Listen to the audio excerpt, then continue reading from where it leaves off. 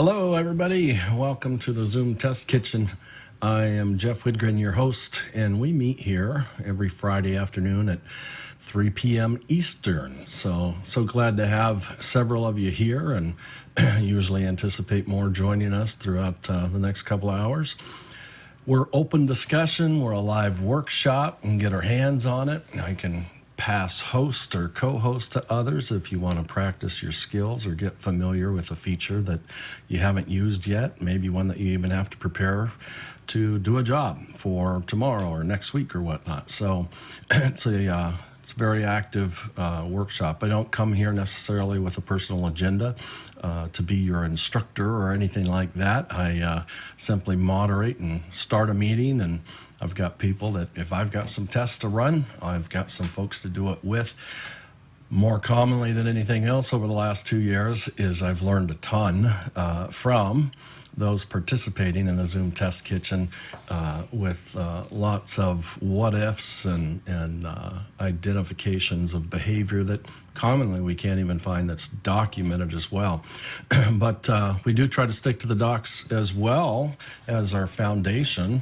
Zoom does a great job with their documentation and their support and so forth. But, popular topics over time have been, how do I obtain a high-resolution Zoom meeting or Zoom webinar? Others are sharing tips and tricks. When you have multiple items to share, when you're Zoom only, right, all your tool set, from sharing sound to sharing documents to sharing PowerPoints to spotlighting people and so forth, you're tied to the features of Zoom, which over time get richer and richer for sure. But the comparison would be a lot of us will run, like what you're seeing me on right now is the output of my vMix machine sitting, it's on the same machine as this Zoom host. And so we can do overlays and multiple cameras and so forth really easily and really smoothly as well. So anyways, usually lots to talk about. I welcome everybody out. I want to change to the gallery view so I can see everybody here. I think we've got, everybody I think I'm familiar with right now is Marty. Been a while, but welcome. Good to see you. Thanks for joining the kitchen.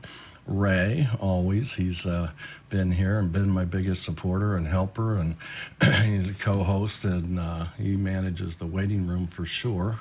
I am, on that note, if David, do you mind if I make you co-host, and if there's a need to switch or spotlight or whatnot, okay, I'll make you co-host. Oh, yeah, David Paskin. Yeah, David Brady slipped in there. How are you, bud? It does. It takes a team, right? It really does. And can I try to do this all on my own? I used to look at some of the old videos on the Facebook group page or YouTube probably isn't as much of an example because the archives aren't quite as old on YouTube as they were on Facebook. But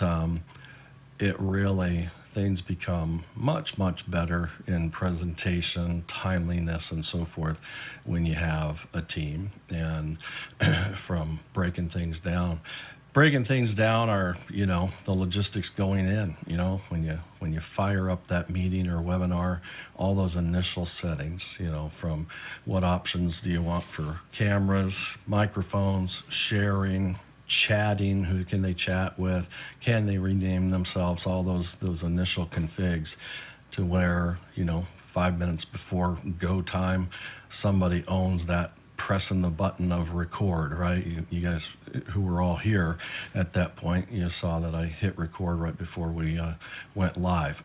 I don't always get that right. Actually forget it more than I would love to admit. But I do a record on my vMix. I do record Zoom to the cloud. It's a backup. I don't use it very often these days, but just in case we miss it. And then, somebody managing the waiting room. Last week, for instance, Ray, I didn't get a chance to ask you, but last week. I don't remember the name, but there was a name trying to come in twice, right? Same name. Correct. The name was already in the meeting, and the name kept coming back to the waiting room, And I didn't interrupt the meeting and ask you or follow up on it, but you obviously must have learned something about that individual, that that they were, using somebody's name to try to get a pass into the meeting, and you just kept them waiting there. So maybe you When got you a see little an more to explain unusual, there.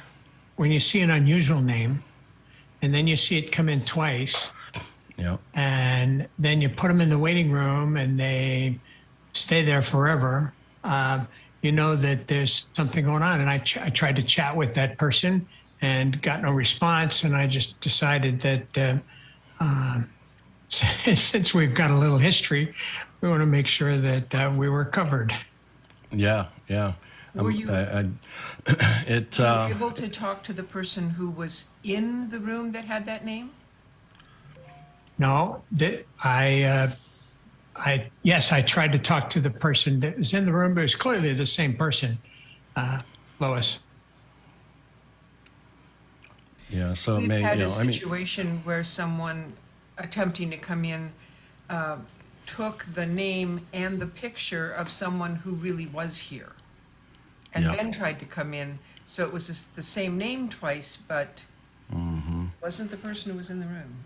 somebody did that with my name in the meeting as the host. And it was actually one of those special days. I think we had a Zoom guest, whether it was Sam or somebody here presenting and sharing, and Ray did a great job of catching them as well.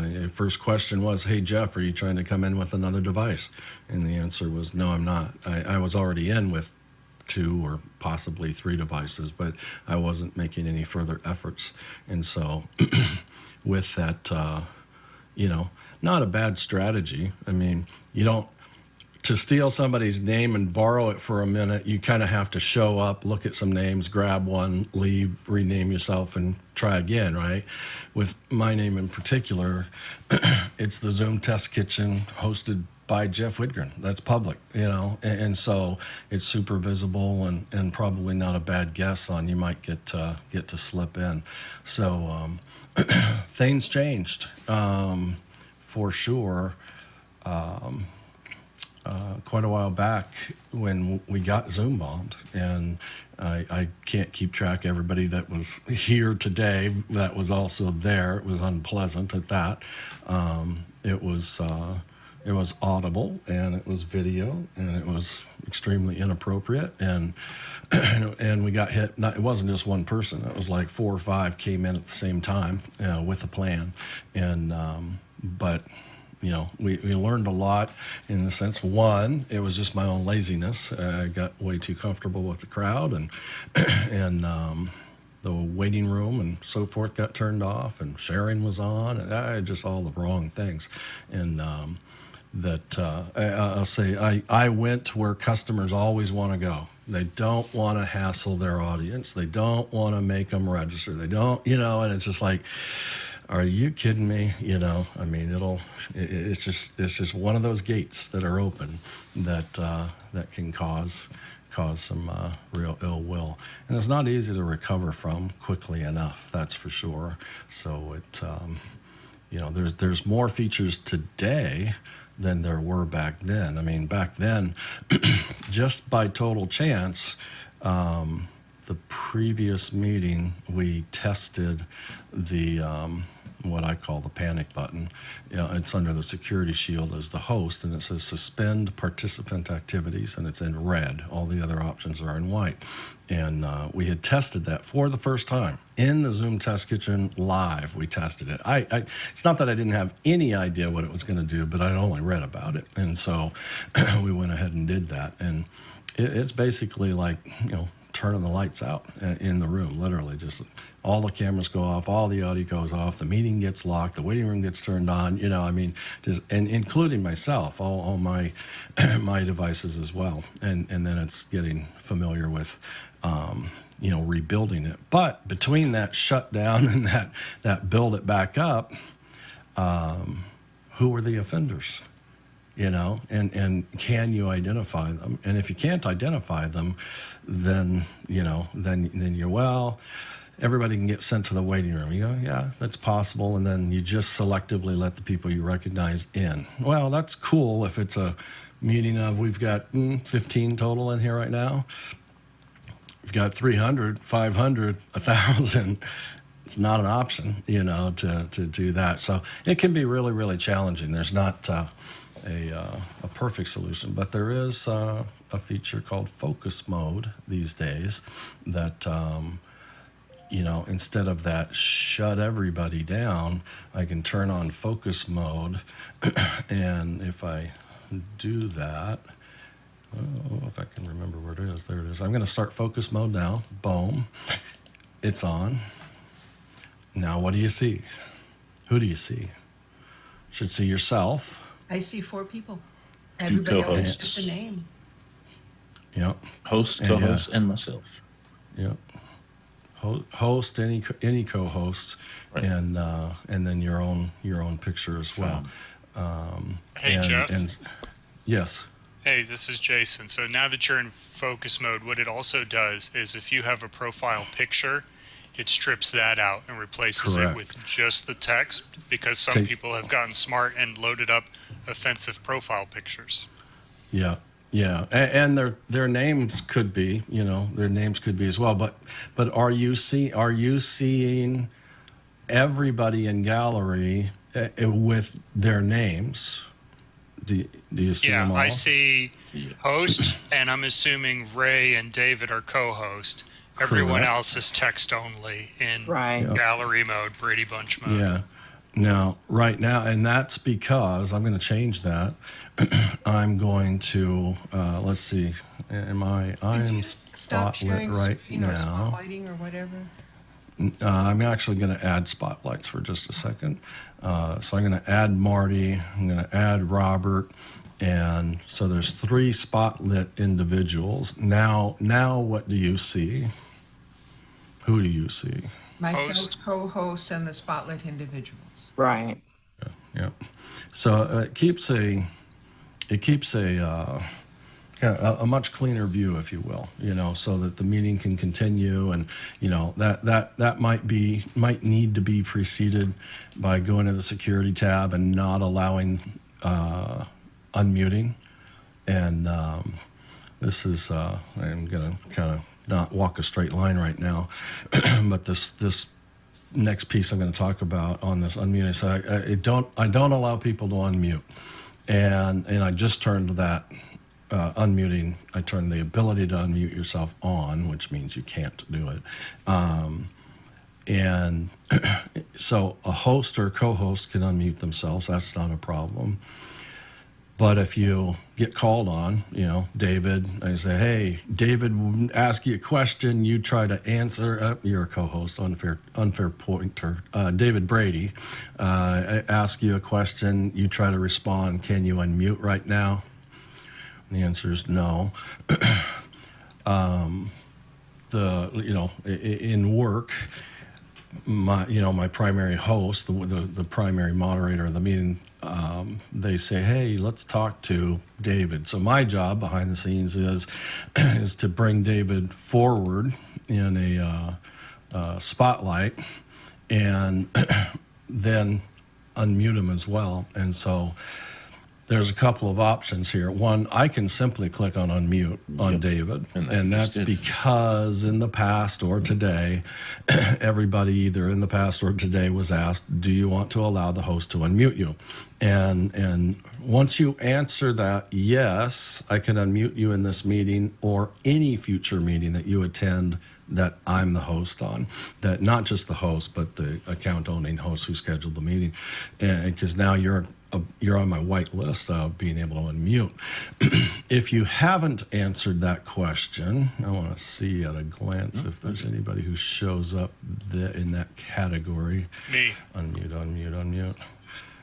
If I mute Jason, yeah. So Jason now shows up on my screen when I mouse over, and it says ask to unmute, because he hasn't answered, allow me to unmute. But now you can't unmute yourself, Jason, because I've muted you, right? Correct. And so some might say, well, I've got to click on allow people to unmute themselves. You don't, and I wouldn't recommend it if you need to keep things tight and quiet. I can ask, if I know Jason has hit a moment in the program and I need to spotlight him, obviously have his mic on as well, I'm going to very quickly ask to unmute and then quickly follow it with a spotlight. And by the time he gets spotlit, he's probably responded to my request to unmute. I, as the host, can ask a person to unmute or unmute them if they've answered the question, will you allow the host to unmute you, even while the unmuting permission is turned off and no one else can unmute themselves. That, I think, is phenomenal because you can keep really large meetings really quiet, with the exception of the folks that you want to. And you, the host, are in control as long as you're aware and have the process, ask to unmute, add the spotlight, and as long as they respond, they'll be unmuted and you're ready to go. The same, unfortunately, doesn't hold true with don't allow them to turn on their video. And I don't know why. I don't know why, and it frustrates the crap out of me because I want to be able to, not allow you to start your video. So I have a dark meeting, except those that I want to be seen and those that I want to be heard. But if I don't allow you to turn on your video, I can't ask you to turn it on. Because the ask to turn on your video, because some of you might be saying, no, I've seen request to turn on video, but you won't see that if you, under the security, say you can't turn on video. And so I'm going to, let's say, Jason, why don't you just be my helper again? Go ahead and turn your video off. All right. Here we go. All right, so Jason is a name label instead of video. My security setting says don't allow people to turn on their video. And so I go to Jason and I go there and I pop down the menu and I have mute, chat, pin, hide non, make host, make co-host, rename, assign, allow to record, allow to multi-pin, send them to the waiting room, and that's it. There's nothing about requesting to turn on video. I can mute him, which I will, I just did. I still can ask to unmute, but I cannot request him to turn on his video until I go back to security, enable everybody in the meeting to turn on, start their video. And now I can ask to start video. Jason just got a prompt on his screen. He's on, and I'll ask to unmute, and he can respond to that as well. Super frustrating because to me, one, it should be consistent. Two, I'm selfishly going about it in my use case, which is to keep, the room quiet and dark until I request that they, turn on audio and or video. But it can't work that way. I have to enable video for everybody in the meeting in order for the host, to ask a single person to turn on their video. And so I just don't quite get along with that. But that only affects you as the host. So when I do large meetings, then I'll do focus mode, so I can control what my attendees see. Yeah. Right, and then on my side monitor, I'll have all the video feeds up, and I'll spotlight to add them into the attendees view. So that way, if there's something offensive or somebody's doing their laundry or whatever, I'm the only one that sees that. That's right. Yeah, you and the co-host. Yeah, and focus mode has been, I think, most people, said it's an educational ad. Fact is it's very applicable in the corporate world as well. If you've got a host who really understands it and can leverage it, it can really keep things clean. Like Jason says, you can literally have something inappropriate happening and the audience won't know it. And then, let's say, the meeting is in a busy spot, lots of agenda. Now I, the host, can go take care of it, right? And no one will know that either, but they'll be gone. So, anyways, let's see. Marty in chat says, is it still the case that if you say no to the question, allow host to unmute when you enter a meeting, that you can never reverse that decision. I don't know that for sure. I'm pretty sure you're going to get asked the next time you come into asked the next one of my time. meeting, and so it doesn't bypass it and keep your hard no, I guess. Lois?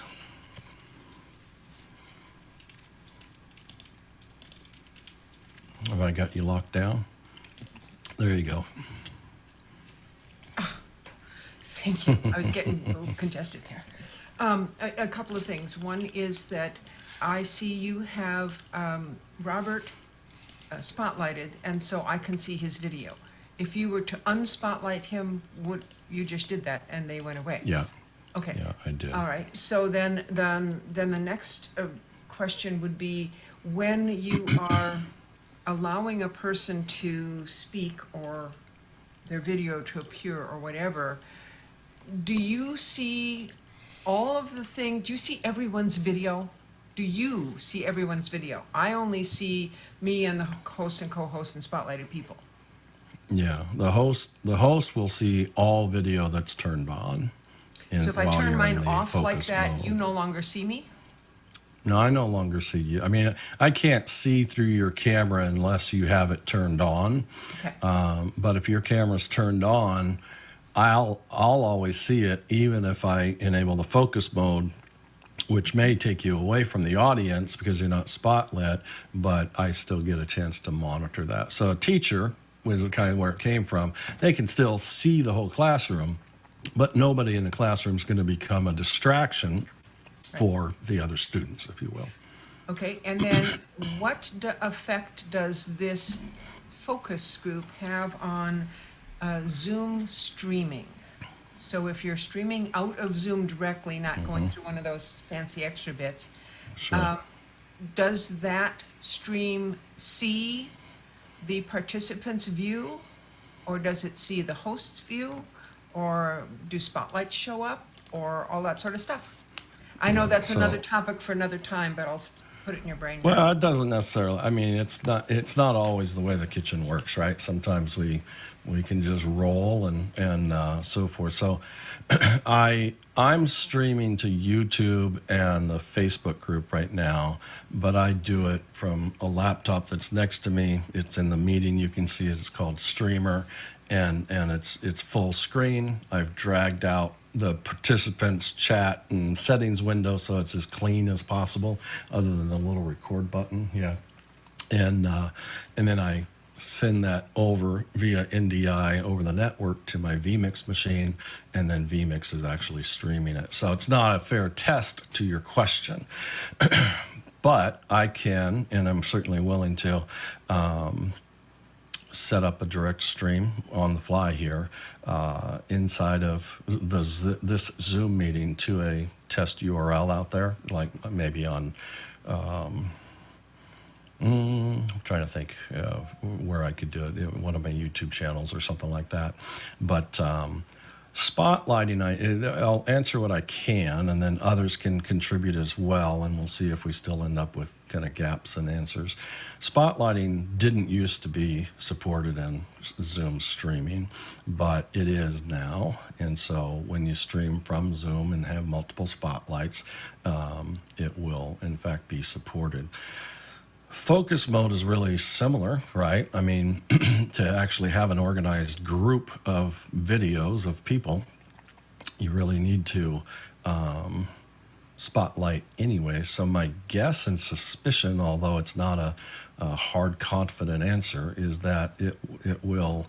I don't think focus mode is going to cause an issue with the streaming because it still requires the spotlighting to give presence to the individuals you wish to. But if there's somebody else who has more like real world experience with that, certainly chime in. And if not, then when we get into a little conversation, and or if if there's enough here that want to see what it takes to set up a live stream from Zoom, I can share my screen and do it in front of everybody as well. So either way works for me.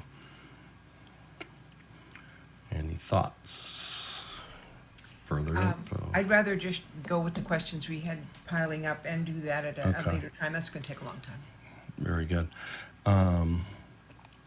Lois, could you do me a favor and monitor the chat and just kind of grab those? If there's questions there that that sometimes there's this conversation and it's just chat conversation, but if there's specific questions that need to be brought out to everybody out loud, especially the streaming group as well, and viewers after the fact, that would be great. Just let me know.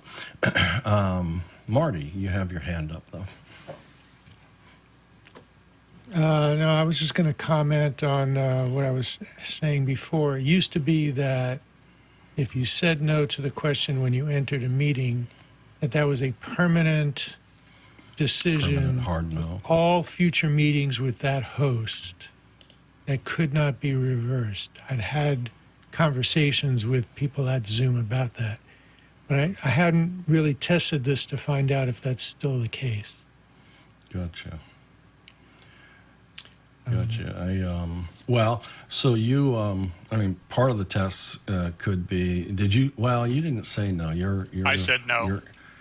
Jason did. So Jason, you want to drop from the meeting and come back? So what in? happens is I say no all the time.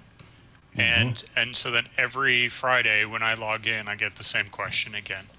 Oh, good. No reason to go test that then, knowing that you got asked today and have said no previously. So that One related question is, if I say no or if I say yes and I'm in this meeting, can I say no now? And I don't think that's possible. I think you have can't. to You say can't it's because you outside the won't meeting. get asked. You won't get asked again because it's already a yes from before, right? But under your client's settings, then there's a kind of a white list there of hosts that you allow to unmute you. I don't know exactly where that option is off the top of my head, but I can certainly bring it on, or if somebody has it. I think it's under permissions. Yeah, it might be. I think it's in the web portal. It's definitely on the web portal, and I think it's under the permissions group. I don't think we have to go to the web portal, quite honestly. The other thing that I'm pretty sure is, like, if you had a different meeting ID, etc., Jeff, that you were the host of, you would still have that ability. It's not to the meeting, it's to the host. Yeah, so if you go to the settings on your Zoom client, your locally installed Zoom client, and audio, under audio, you'll see on the right side, it says right above ringtones, people who can unmute you, and there's a manage button there. and those are the folks that you've said yes to in the past. And if you want to reverse that, you can just simply highlight them and click on remove. So I've got Marty. Marty is in my list from his meetings that I've attended in the past and said yes. I've got a customer there, Alex Lindsay, Jonas Dotel, and Josh Kaufman. So there's a few there. So anyways, and if you remove them, it's not a real big deal. You're just going to get asked again, and you can either continue to say no, or you can say yes to fix a mistake if you call removing them a mistake. Just repeat where that was again, please, in settings. Yeah, settings, and then the audio subsection, and then just above the ringtones option under audio is that people who can unmute you. Jeff, do you have the ability to unmute locked down for everyone right now? Because we're getting things in the chat that I would have expected people to actually say. No. Everybody can unmute themselves. You can raise a digital hand, and certainly, I mean, it's a nice reminder is if you as far as the way the Zoom Test Kitchen works is it's not hard and fast. I mean, one, if there's a quiet moment to insert some audio, question, answer, thought, whatever, feel free to do so. If you want to be a touch more formalized about it, raise your digital hand, and I'll call on you and just give you the floor. don't feel like you have to and only chat. If you prefer to, not a problem at all, but certainly don't feel like you have to chat and can't chime in and so forth. You're absolutely welcome to do just that. So I do see on the last chat there's Andre asked, could you please elaborate on focus mode if it's appropriate? Didn't use it yet and just popped in. So Jason, it sounds like you're pretty familiar with it. You use it actively. Is that fair? Oh, yeah. I'll let you, if you'll explain to everybody, and Andre's here to listen as well, about what focus mode. I when it comes to a feature, I always try to, what's the problem, what's the new feature, and how does it solve the problem, and maybe an extra use case or two, teacher versus corporate, things like that. So go ahead, Jason. Yeah, so I use it in training settings, and what focus mode does is for the attendee, well, it's only in meeting, and it's only in Zoom meeting. So for participants who are not co-hosts or the host, then what focus mode does is it only displays video feeds from the host and any co-host. In other words, a participant will not see a fellow participant. So it focuses the attendee on the teacher, essentially, is the problem, as opposed to, or the solution, as opposed to all the distractions of the other people sitting in their houses and the dogs and the kids behind them and the dirty dishes or inappropriate video feeds, that kind of stuff. What you also have to do is get on the participants panel and change the ability to rename and the chat if you've got a Zoom bomber, because they will go all three ways. And even you have to disable the ability for someone to change their profile picture, because once they figure out that they can't transmit live and they shut off their video feed, then their profile picture comes up, which if you only have it in focus mode, the host and the co-host will be the only one to see that, not the other participants.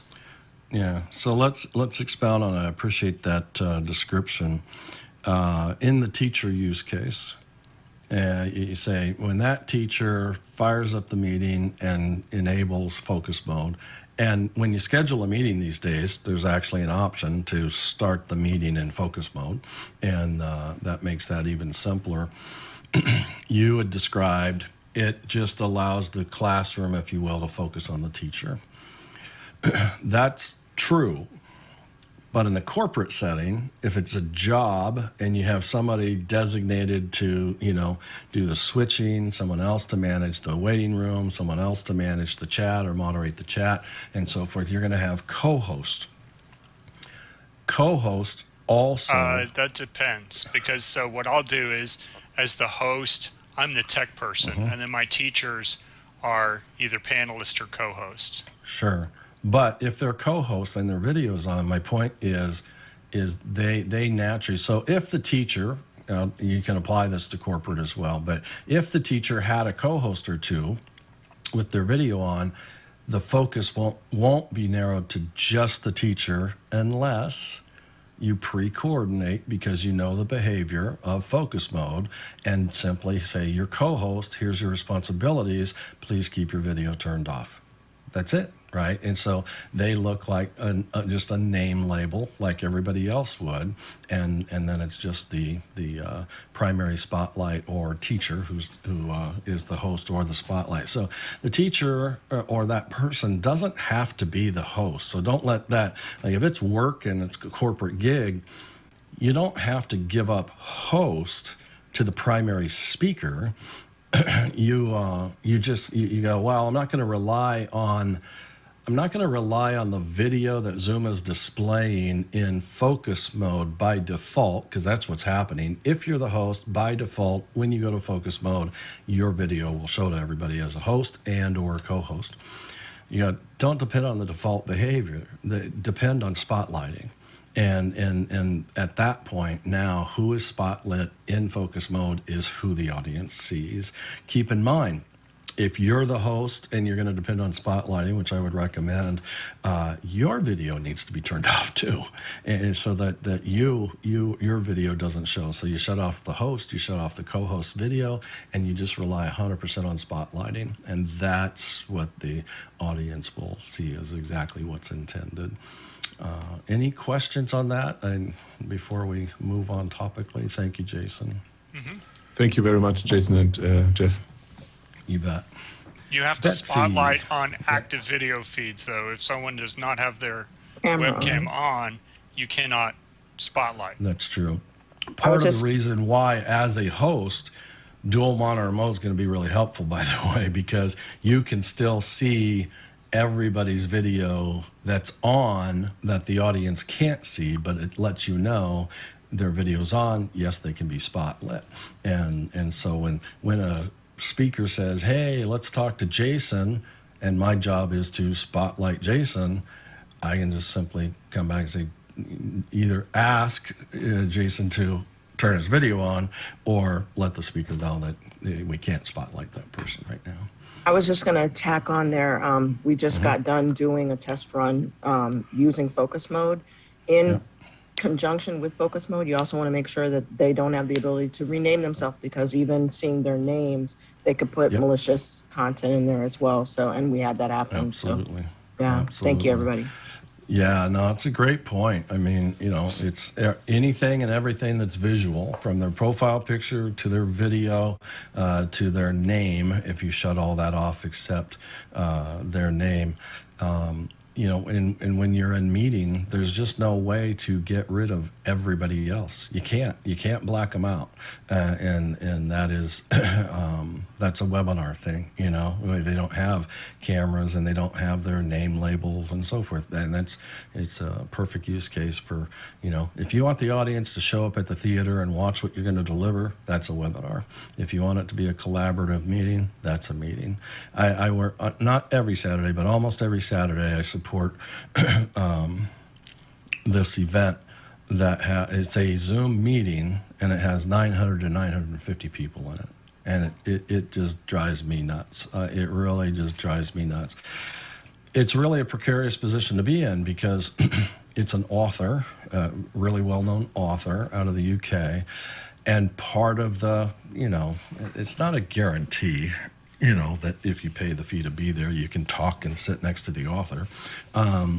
But it's one of those things. There's always a hope in a lot of people's mind. There are a lot of fan people and so forth. And so it really is, it's collaborative, it's just bring them up, let's talk, and so forth. And so, and it's not impossible in a webinar, but it's clumsy. It's not smooth. It's not fast to promote somebody to be a panelist temporarily and so forth. So the meeting suffices, but that's when you have to go after the approach. How can you make a meeting at least as similar as possible to a webinar?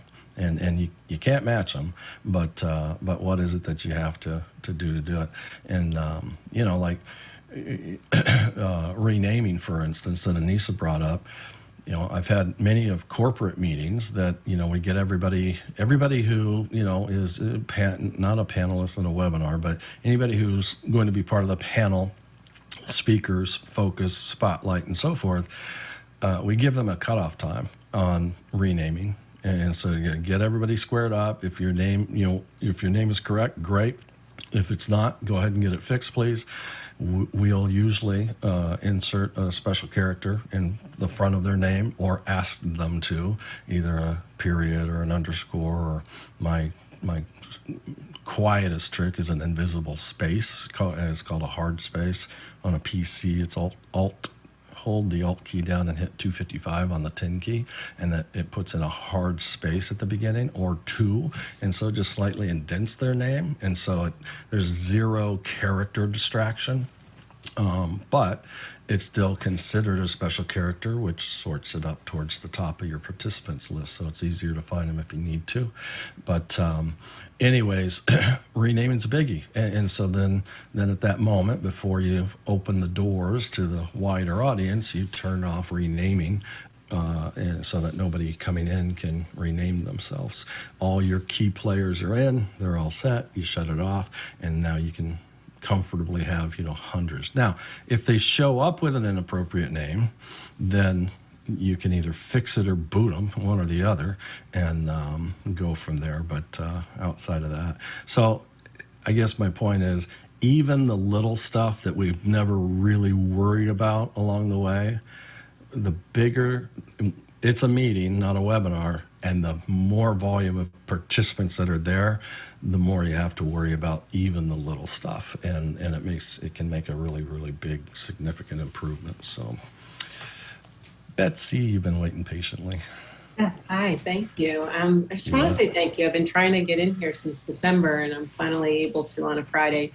I lead a lot of train the trainer workshops for adult education, mostly real estate education. So I'm often asked a lot of these questions, and so I was very eager to get in here and listen to this conversation. I am asked a lot about the settings or the features and how they react in the browser when joining from the browser as opposed to the desktop application. Yeah. And I see, thanks, it was Jason, he had said he hadn't tested it yet, but I was wondering how focus mode works from someone joining from the browser.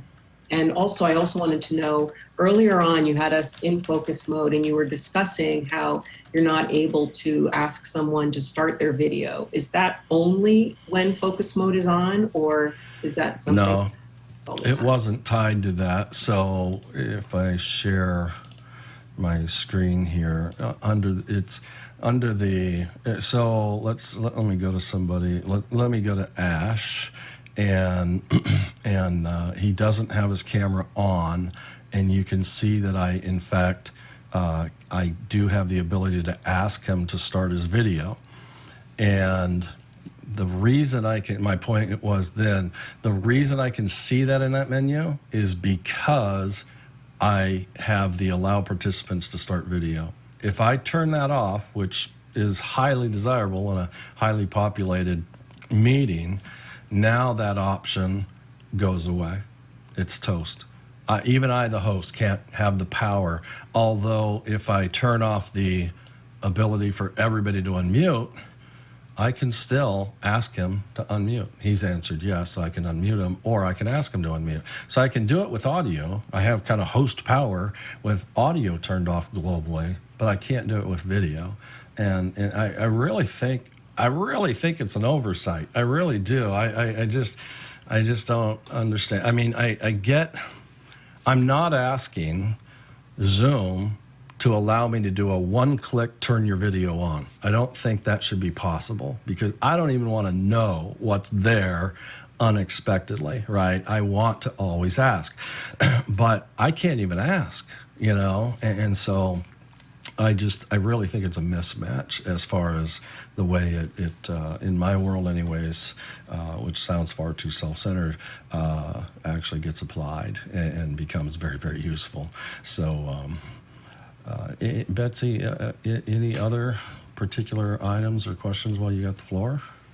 Okay, yeah, keep chiming in. Glad to have you here. Andre, you have your hand up.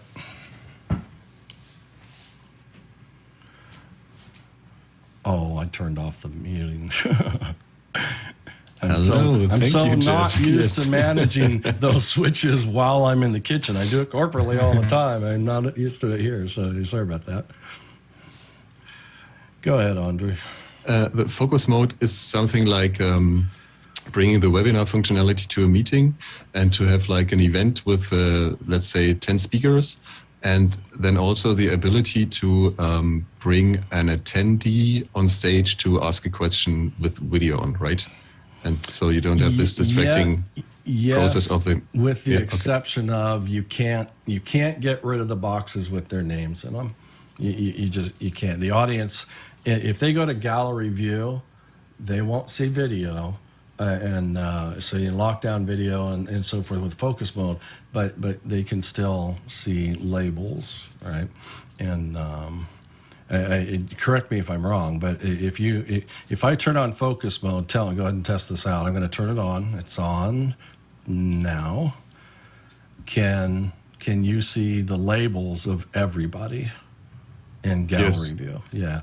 So the labels you can't quite get to webinar visually, but you can as far as no video, no audio, but you can't get rid of their name labels, because if their video's on, I as the host or co-host can still and need to still see the entire audience that cameras are on, so that we can still manage the meeting and spotlights and so forth. But Jeff, as a participant, I can turn off non-video participants and it hides all of those text boxes. As a participant, absolutely. We just don't have the power to push that out to the audience as a host inside of a meeting. But as far as providing guidance to the audience, you certainly could provide that guidance. Keep in mind, like I see, I'm looking at the gallery view at the moment. I think we're in active speaker mode. Yeah. I don't know how many of you do this. I'm sure plenty of you probably do. But I see everybody here in my gallery, but I don't want to look at myself. And so you can always hide your self view, right? And just kind of take yourself out of the picture, cleans things up a bit. And I could go to my other two machines that are in here. I got two more Jeff heads in the gallery. I could go to each one of those machines and do that as well. But if I do that on I don't want to do it on Streamer. I'll do it on my Mac. But if I do it on these other machines, it's not going to affect anybody's gallery except its own. So it's still one of those things. Is it personal, or is it a push out to the audience? Sometimes guidance, Andre, if you at least tell people, or in your pre-roll prior to the meeting, you can, give little tips and tricks of Zoom usage. One of the more popular ones is, where is the raise hand? How to, I'm not going to even, I'll say it, but don't say it, how to mute chat alerts, because you can't. But how do you keep the bubbles from popping up? Well, keep the chat window open. And people don't like that answer, but that's how you do it. And I'm still sharing. So keep the chat window open and shrink it down. So if I pull out the participants, and if I were to shut off the chat as well, if somebody sends me a chat now, you just saw it, it pops up. And it's because the chat window is closed. But if I open the chat window and I can pop it out, let's say you've got Lois in your audience, and I say that because up to this point I don't know any different. She's been a single monitor attendee, and she just has one screen. So the option to tell her to pull it off to another monitor is not an option. It's not valid counsel. But the option to pull it down and just hide most of it, right? That will keep the pop-up alerts, from showing up, and let the chat continue. So crazy things. Like, do they document that? No. Does it look like under settings, under chat, that you can mute?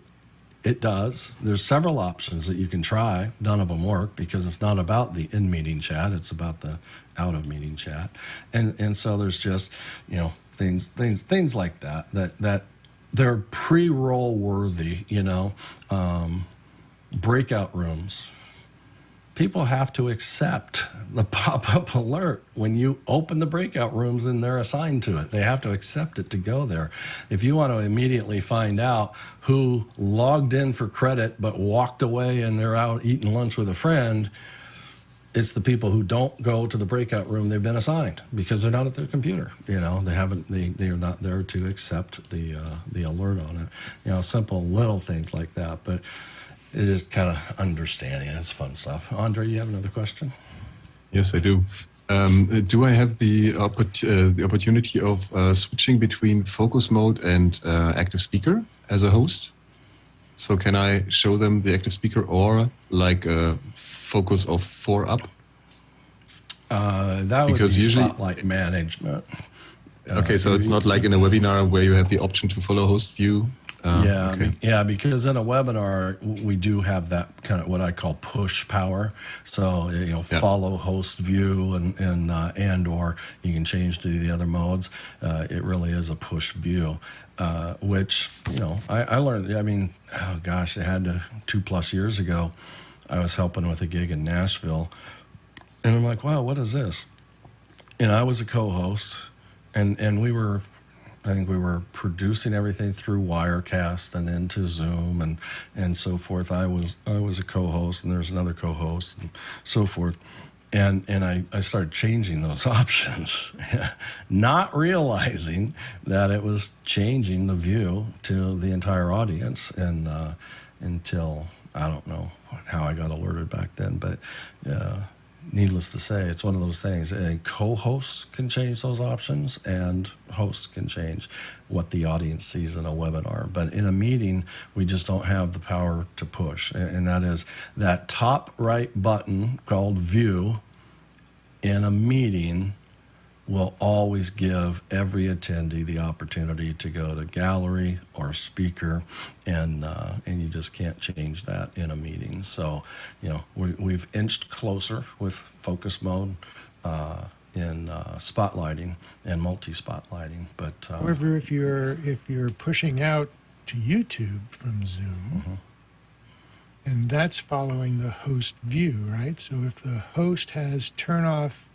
non-video participants and using focus mode, and for YouTube viewers or whoever, whatever you're pushing out to, that's streaming. A natural behavior of streaming from Zoom to, let's say, YouTube is it. I think I can say never. It's never shown non-video users. Streaming from Zoom is always filtered out the non-camera people, and so that helps. It used to really kind of only ever be active speaker in streaming, or with a share, it would be picture in picture. You're small and your presentation is large. That has improved. I think it's probably fair to even say it's a continual moving target as they continue to work towards matching the behavior in the meeting out to what gets streamed. But what Marty said that was just kind of a casual description. This is actually super critical to know as far as behavior goes. What gets the question is, if it were a pop quiz, it's like, where does Zoom get the information of what to stream? Right? What's the source? Go ahead, Lois. Well, having spent many a day cutting 1.0 in office hours, I can tell you that the source is the host view. So they had to make me host so that whatever I saw would be what was going out, except it doesn't follow pinning. So even if I could pin something on my screen and I'd see it, even if I was a host, that didn't go out. But I could switch between gallery and speaker and gallery all day long. Yep. Yeah, it is. It's derived from the host, and to understand, it's not the person who it's not tied permanently to the person who scheduled the meeting, with the original scheduling host, if you will. It begins there. But if I were to be streaming right now from Zoom out to a YouTube channel, and I passed host to Dan, now whatever Dan's doing on his system, he is now the source of what's being streamed. It'll change on the fly, and so just to be aware, right? And knowing that that's the behavior, it helps us, preemptively get set up, make assignments, and all those things, so that we know that we're going to get as a result what we desire as a result. So, and it's real easy to forget that sometimes. Oh, it's I'm glad you said that, because I was that point on. That point when I don't know if it was Andre or others, when you're in focus mode, My point, my circling back to is it's really easy to forget. There are no indicators that you're in focus mode. There are no indicators that, you know what I'm saying? There's a lot of settings that you can set in Zoom and even modes that you can go into that you have no active indication to remind you that you're there. I think you do for focus mode. There's a little circle in the corner, right? It's, yeah, that was going to be my next point. Oh, the sorry. indicators that do exist, and no problem at all, is they're tiny. Like I can, let's say I'm going to spotlight David Brady, warning. And so there's David. Now, on my screen, I'm going to go back to gallery view so I can see everybody, but he's still spotlit. The only way I know is this tiny little icon on the bottom left corner. I'll share my window again, and I'll zoom in a touch here, maybe. I thought, maybe not. That didn't work. Oh, here, I think that. There we go. There we go. So you can see in the gallery, this little icon right there next to the D, that indicates that David is currently spotlit. Well, that's super helpful, especially if you've got a 6 up. Like, which 6 are spotlit, right? And so it's one of those things. Now, if you will, let me finish that. It's like, which 6? If I spotlight our other David,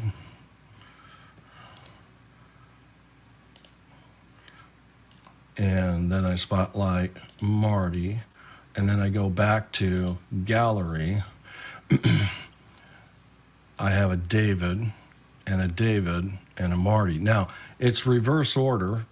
so it's David was first, David Paskin was second, and Marty was third. And so it's kind of a right to left, but it does group them. And so if they're spotlit, it floats them up top, with the exception of the 3 hands that we have raised trump the top left position of your spotlit individuals. So you may have a spotlight or multi-spotlight going, but at the same time you still want to have the highest priority, so Zoom says, to be able to be alerted that there's a digital hands raised. What does your participants list look like, Jeff? We're still seeing your gallery view. Yeah. So the participants list right now, we've got Andre with a hand, yourself with a hand, and Jason with a hand, and then it's Pat. This one, nobody else is on spot. So this actually, the participants list isn't very friendly here. David Paskin's up there because he's a co-host, but if I get past the co-host, then it's Robert and then Amir, and like David Brady is spotlit. There's no indication in the participants list that he's spotlit, and it's not grouped in the participants like it is in the gallery view too. So it's a great point to bring out. Sometimes, or in my world anyways, the participants list is kind of a last go-to. Like if the bigger the meeting, the harder it is to manage and find people because the order changes, and especially when you go out to breakout rooms and come back, you're not going to be where you were. And so the participants list, part of its help is the way it sorts and to understand how it sorts. So, your name, my name will always be up top. Then under your name should be my name, the host. And then you have raised hands and then co-hosts and so forth. But then the friendliest part of this is to be able to quickly type, just parts of names and, anybody with, a DAV in their name or something like that, right? The fuzzy search, super, super fast. And the whole bit. And so you can, I can go here and you can spotlight, remove spotlight, and all that jazz. There was a time where I had some multi-spotlights, 2 or 3 spotlights up, and I knew that I needed to be able to replace those 3 spotlights with me, my spotlight, not my face, but the output of my vMix, because we're going to go to a video. This was like on the fly. I didn't know this was the case. When I got to that point, I'm like queuing myself up, going, okay, I'm going to go to the participants list, and I'm going to replace Spotlight. And those options were not there. My name, the host, was the only person in that entire participants list that you couldn't Spotlight. And they have since added that just a few months ago to where I have no idea why it wasn't there, but it blew me away. I'm like, I'm on the job, I'm ready to do this, and now I was kind of stuck for a moment. I stuttered pretty hard to figure out, okay, what's the next best way to pull this off. But needless to say, just some intel of the way it works. Yeah, Robert. And then even though like I'm spotlighted, I'm not anywhere on your participants list. Not in the viewable part anyway.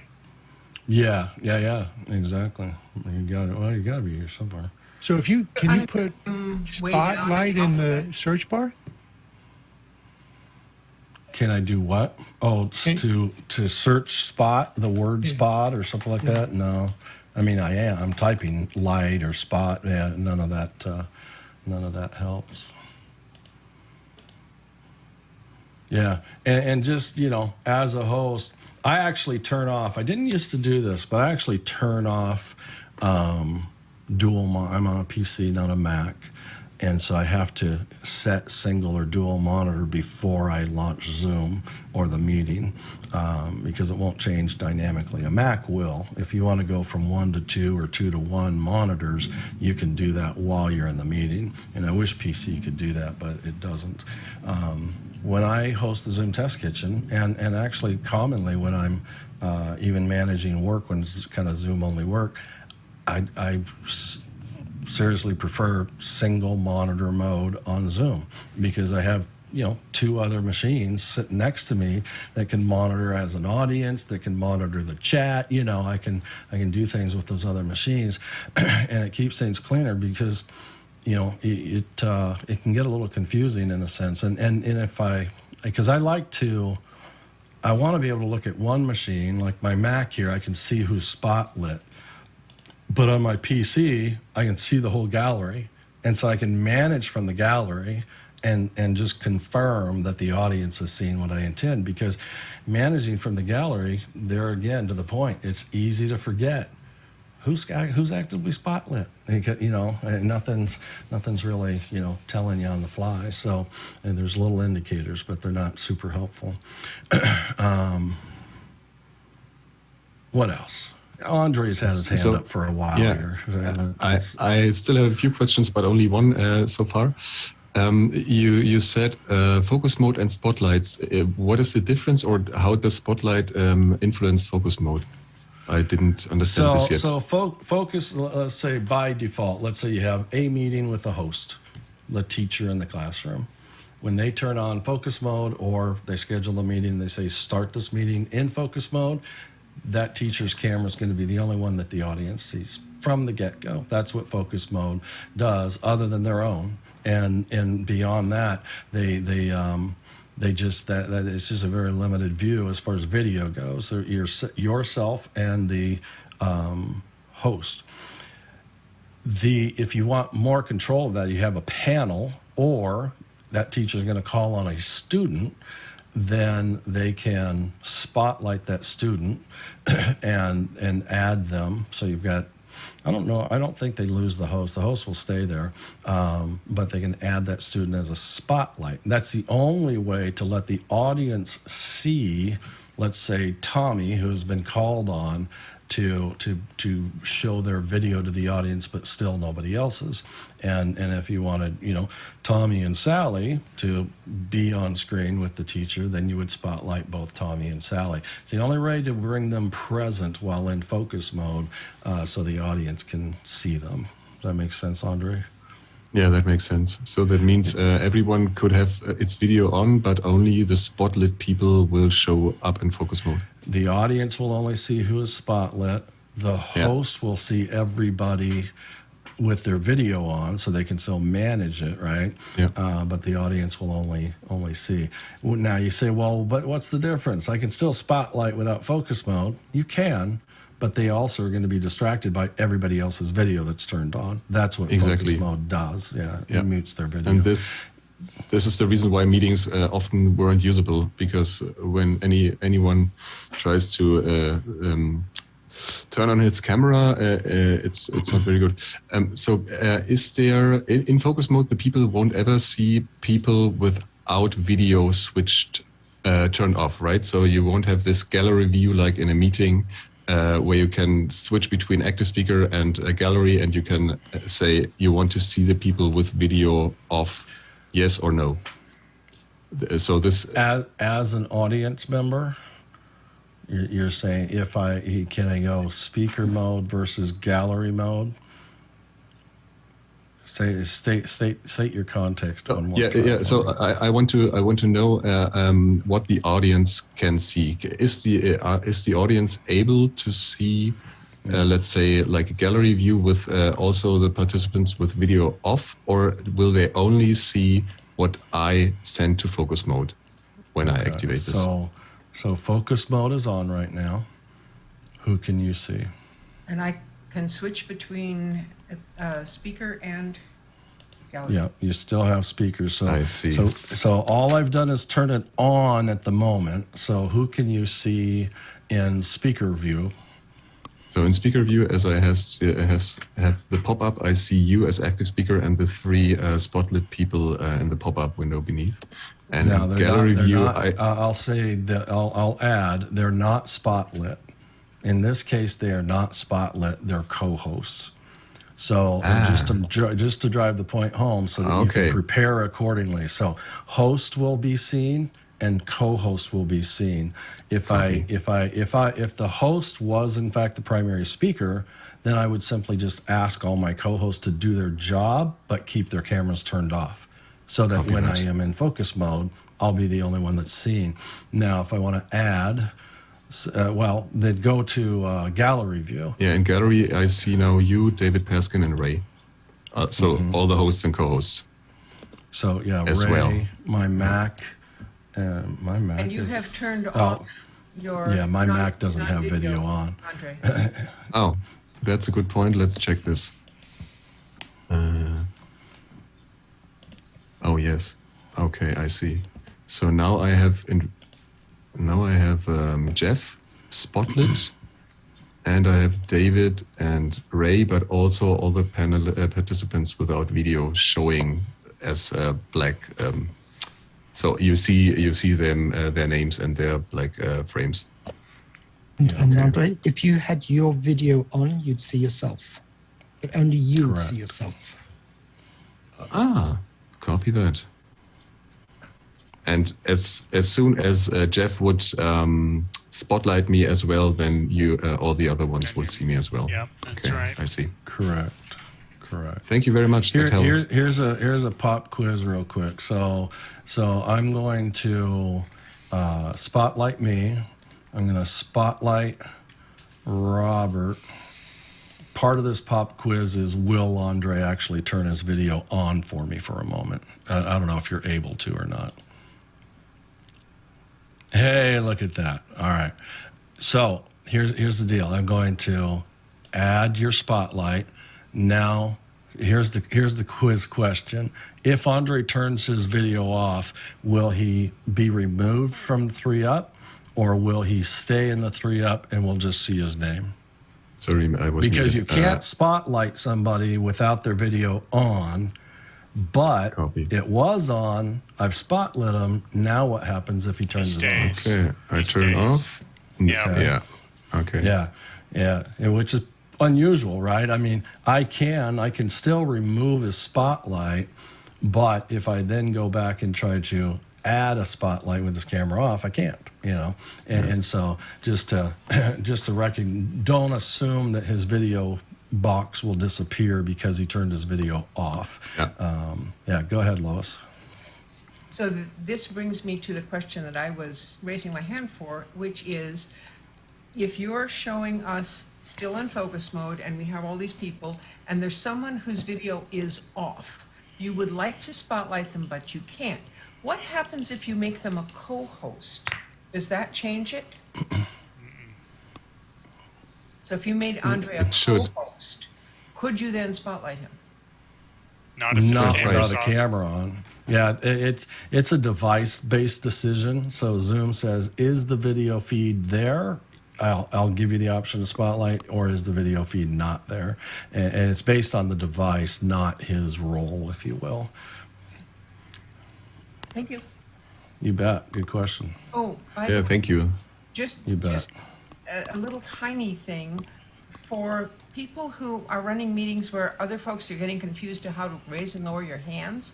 You can remove all that other junk from that button, and if you move all the other options, all you're left with is raise and lower hands. Yeah. So point is there's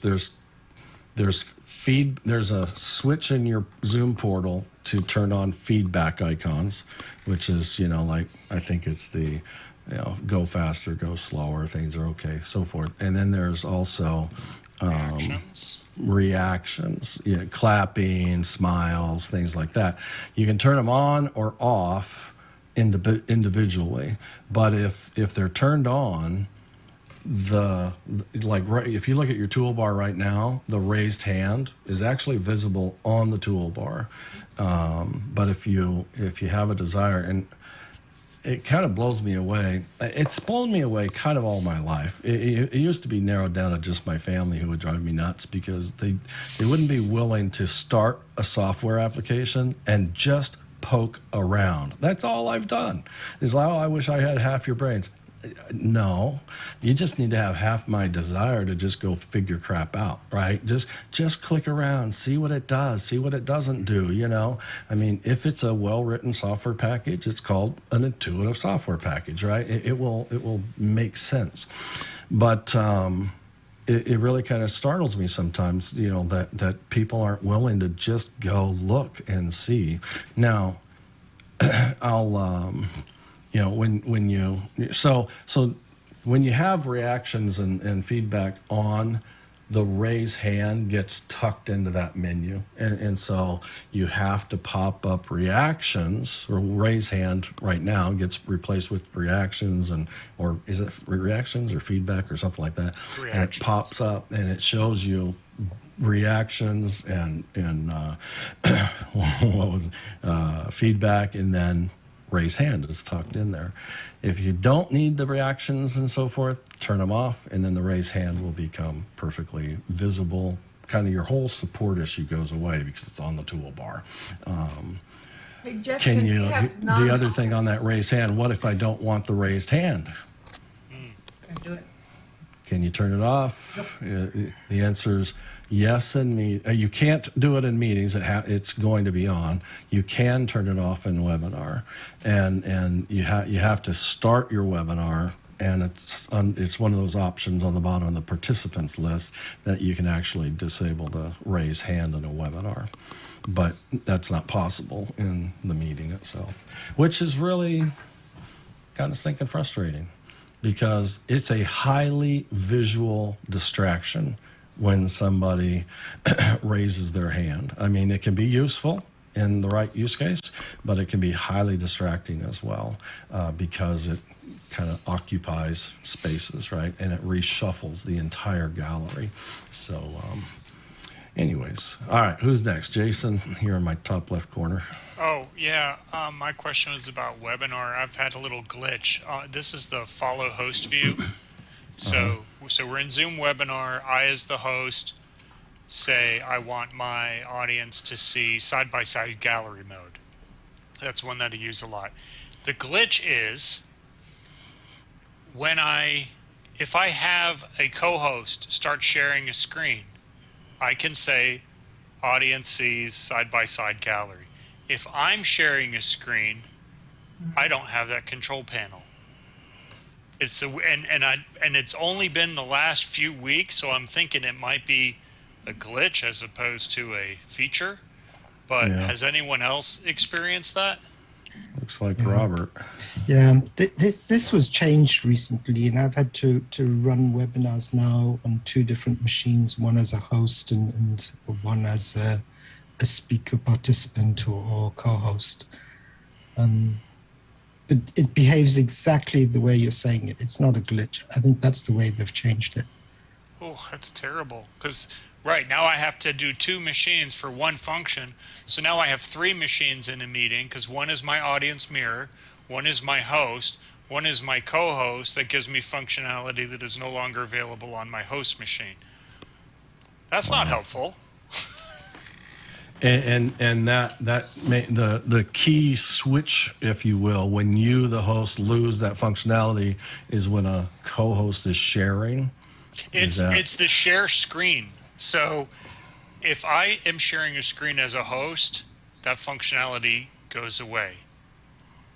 Then in order to get that functionality, I have to go to my co-host machine where the controls are still accessible and do it. Or I ask one of my other co-hosts, like my presenter, hey, just pull up the slides on your screen for a minute. Let's make sure it works. And then while that person's doing it, sure, I've got the controls, and then I can select it.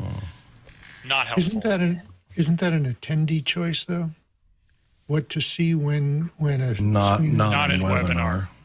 Yeah, I mean, you can unlock the push from the host if you desire, and then yes to Marty's question. But most hosts will manage it like it's a theater. They show up, they get to see what we deliver, and that's the follow the host or spotlight or speaker or gallery or whatnot. And so it's usually completely controlled, if you will. Jason, Jason, yes, Robert. There's one option that I haven't thought of, is that if you as the host in your share options have not set a side-by-side view. Because then when you start sharing, side-by-side, and you don't have side-by-side view, you may override whatever you've set for. Well, I think you're definitely onto something. If side-by-side's not on, and even like and possibly single monitor or not, I think when a host shares, I think they may not have been able to come up with a solution that says, well, that totally screws up our host is the source of the content, because now your host display really doesn't support what the audience would need to see, if you will. That's a good thing, Robert. I'll have to test that, because I tend to do it the same way all the time. And even though I have a checklist, right? So in my mind, when I open up the room and I'm getting things set up, I have side-by-side mode turned on, because my desire is for my audience to see the shared content and whatever spotlighted webcams so side by side. So very few times when I don't run it that way, but I will have to purposely test that just to confirm. That's a good suggestion. Then my other thought would be, kind of stemmed from, let a host be the host and not the one in charge of sharing content, because any panelist in a webinar, you don't have to make them a co-host, but if they're a panelist, that panelist machine could, in fact, have the power to share, and then your host still has the controls you're desirous to keep as well. Yeah, I do. Sometimes I'll do that, but like if I have multiple panelists, rather than having 7 different PowerPoints and everyone sharing from their screen, and possibly, they're sharing their desktop and you see their email and whatever else, I'll just put them in one deck, share it from my end, and then pass the remote control around to whoever's turn it is to take the stick at that point. Yeah. And on that point, the remote control has changed on webinar. It's really, really good now. It's like super good. Yeah. But just coming back to your point, Jason, the other reason not to share as a host is if you, for example, are using interpreting and you are the host, then you override the interpreter channel. Oh. Yeah, you can't speak with interpretation as the host. It overrides everything. Wow. So that's that's not one helpful. of the. But the host is the host and not the panelist. Yeah, and that's what Jeff is saying. Keep the hosts separate, and you won't run into these little glitches that sort of have an override because you're the host. Yeah, that makes sense. But then I'm having to have 3 machines: a host machine to keep the room up and running, a pseudo panelist machine to share whatever content and pass the remote control around, and then a third machine as my attendee mirror to actually see what it is that my attendees are seeing. That's what I do. Sounds like a job opportunity for somebody here in the kitchen. Call us and we'll help you out remotely. No, it's not. I get it. It's, it's not. It may not even be a matter of workload. In your case that you're talking about right now, as much as it is, hardware and connectivity and all that jazz. Yeah. But and even old software like GoToWebinar back in the day had a built-in audience mirror, so you could do one machine and share and and then you had a little sidecar window, only one monitor, right? Because back in the day, a lot of people didn't have dual monitors, so only one monitor, and there was a little sidecar that would open up, and it was called audience mirror. That's how it was 20 years ago. So now fast forward to the present, and now we have to have 3 machines. Yeah, true. Progress. That's what they seem to want to call it. Ray, you got your hand up. Is talk about turning things on and off. Is there any way to turn off somebody using an avatar? If I wanted to use an avatar, all of a sudden, gather all kinds of attention, and my Zoom just quit. Yeah, you froze. Yeah. Kick them out of the meeting is the only way I know of it. Now you're back. Using an avatar. How are you talking about your Zoom profile picture or the new actual live avatar that David just put on screen? One of the live avatars. Yeah, I mean, I don't think you can do web avatar with video without video though. Like I just turned his video off and he's gone now. Like gone. That was David, wasn't it? Yeah. I still see him as a co-host. Did I hide? No. I see him there. He's just changed his profile. There, now he's back. Yeah, David and Dan. But I shut his video off, so David Paskin, I'm going to stop your video. And, okay, so it killed the live avatar. And went to his profile picture. So if I were to hide profile pictures, go ahead and go back to your avatar, David. Now I know that I've already hidden profile pictures. Now I'm going to stop his, let's say, inappropriate avatar by stopping video. It goes to his name. So yeah, it's not a separate object. It's being considered a video, like a camera, and, which it is. I mean, he has to have, in order to use an avatar, he has to have his camera on because it's kind of following his movements and so forth. So I have one other question. Oh, I'm sorry. Go ahead, Robert. Sorry, enabling avatars is a portal setting, so you can disable it if you want. Oh yeah, on the back end, sure. Just not in meeting. Frey, I think you froze up again. Robert, you have a question? While we get Ray back. Well, we've been talking about webinars. I hope last week I've been playing with the branding on webinars. I don't know if anyone has played with this now. And it's if you can put a wallpaper, so whatever we see on our screen that is black in the background becomes a wallpaper, which is really nice because if you're doing a corporate type event, you can put their logos along the top on the wallpaper. The other thing is you can change the layout of the names, so they're not classical like our names over here. They're more enhanced. They refer to them as like labels, right? Labels. And you can add some formatting and so forth. Yeah. Yep. And of course, you can force everyone to have the same virtual background. Correct. Yeah. As the host, you can deliver the background out to everybody. Quickly, last week we talked about, let's see, it was, what were we talking about? You needed to have an events license to be able to, Backstage. Backstage for webinar requires a Zoom Events license. And the unknown was, I do not want to be required to create a webinar. I don't want to have to set up a Zoom event to get the webinar, to get the Backstage. And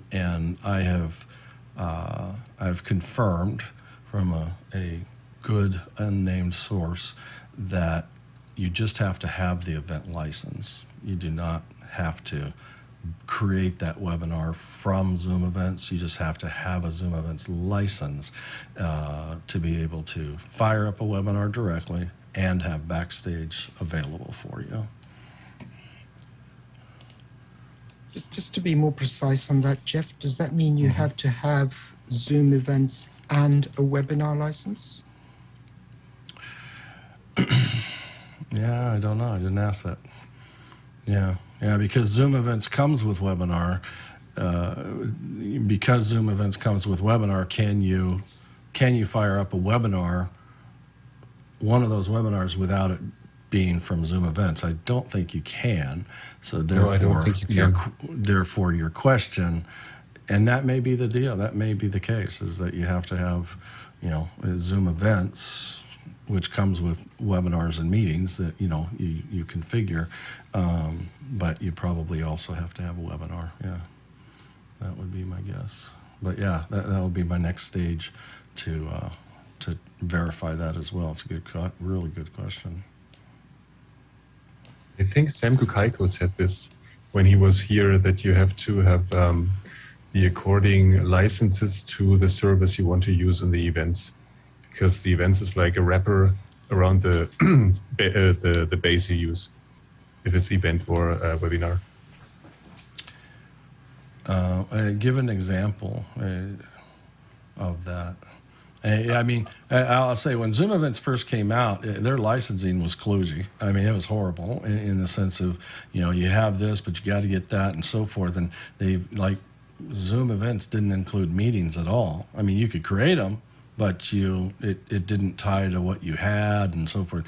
Now, if in Zoom Events you create this and you got 10 meetings and 10 webinars in this conference you build, it just fires them up. It's all licensed up, and they've really simplified that. But then my information is old up, and yours is new. It may be aged, but I think Expo might be an example of that. I'm not real firm on all the details, or if there's multiple levels there, but that might qualify.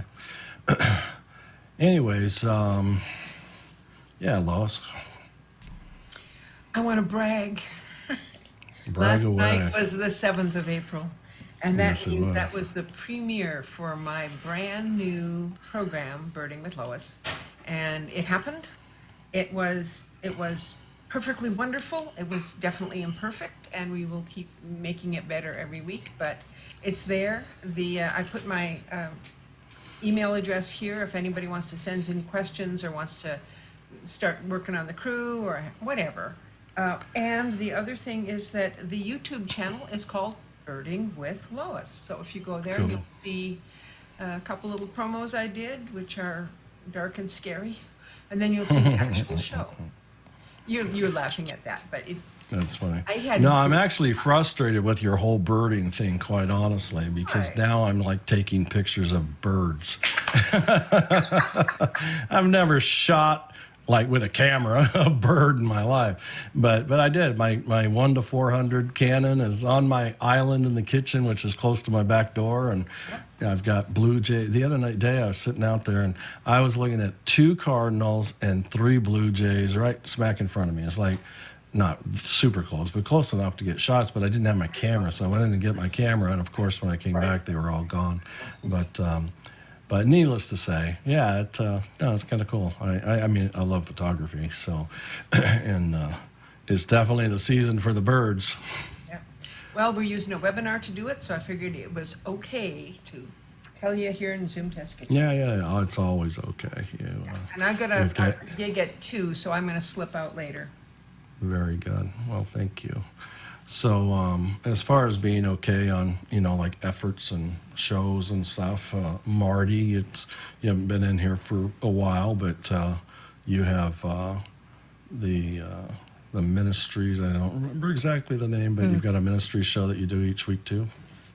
Well, the Hybrid Ministries Tech Forum, which is Thursdays at 7 Eastern Time. And then David Paskin does the Synagogue Tech Forum. We share Thursdays on that. So yeah, next week will be Hybrid Ministries, but I think it probably won't be a show next week, but I'm not sure about that. Yeah, and that it's been a while since I've been there, but it's it's kind of church related tech that and you've been at it for a while, right? From when there were huge struggles to now it's reviewing what people have done successfully is kind of cool. We started in February of 2020, and I think we've got 39 shows in the can, and we've covered all kinds of topics, and yeah, we've been going back to churches that we advised early on to see how far they've gotten, and we cover workflow and heavy tech and just pretty much anything that relates to it, because there's so much to it. But and then on Monday afternoons at 6 o'clock, we do a very casual audio related audio talk kind of thing. So anything related to audio production. Very cool. Very cool. I was going to show something we did. And Ray came back. Ray is back. Yeah, you even have your hand up. What's happening Jeff, Ray? We lost you. I've been bumped off 4 times in the last 15 minutes. And it goes back on right away. What's the typical cause of that? Well, nobody else is. So I always try to go, is it Zoom server cloud related or is it individually related? So because I've been like that big Saturday meeting, 10 or 15 minutes into it, we had to end the entire thing. Because now I don't know if you can even hear me, Ray, because you're frozen again. But it wasn't just the host. Like if Ray was the host and he was the one that kept getting dropped and so forth, and he comes back and so forth, then it's either about his neighborhood or his provider or his computer. It's individualized. But in this big meeting, we had like drops across the board from people, from different countries all over the world and so forth. And so that was more we confirmed it. The Zoom server over in the UK was the culprit, and so we had no control of it, and so we just canceled the meeting, put in a makeup date, and came back and made up for it. But I think Ray must have something going on, and he's without video. He came back. His name's still listed. He did come back one time, and I was going to give him co-host again, but but I didn't need to. It retained it. So he got back quick enough to where it retained the permissions and so forth. But that's also proof, like when the Zoom client senses a disconnect that's very interruptive and abrupt, it knows how to very quickly try to recover itself, reconnect, and the whole bit. If it does it within a certain amount of time, the Zoom meeting itself will keep you intact where you were when you abruptly left. If you leave by clicking your way out and come back, you'll never come back intact, if you will. I'll have to give you co-host again and so forth. So you can tell, like, somebody disappears and comes back and they were a co-host and they're still a co-host and you did nothing to make them a co-host, you know that they were abruptly disconnected. As good as like disconnecting their network cable or something was quite abrupt about it. So anyways, there's Ray. You got some local issues going on there, network or provider or something. Well, I'm doing a parallel ping of and my router. Yeah, and I'm gone again. You're freezing and stuttering again. Yeah. Leopold. Here's an unrecognized name. Let's see who we've got coming in here. We were talking about Zoom bombing earlier. We had one of our churches got Zoom bombed. This is a couple of months ago.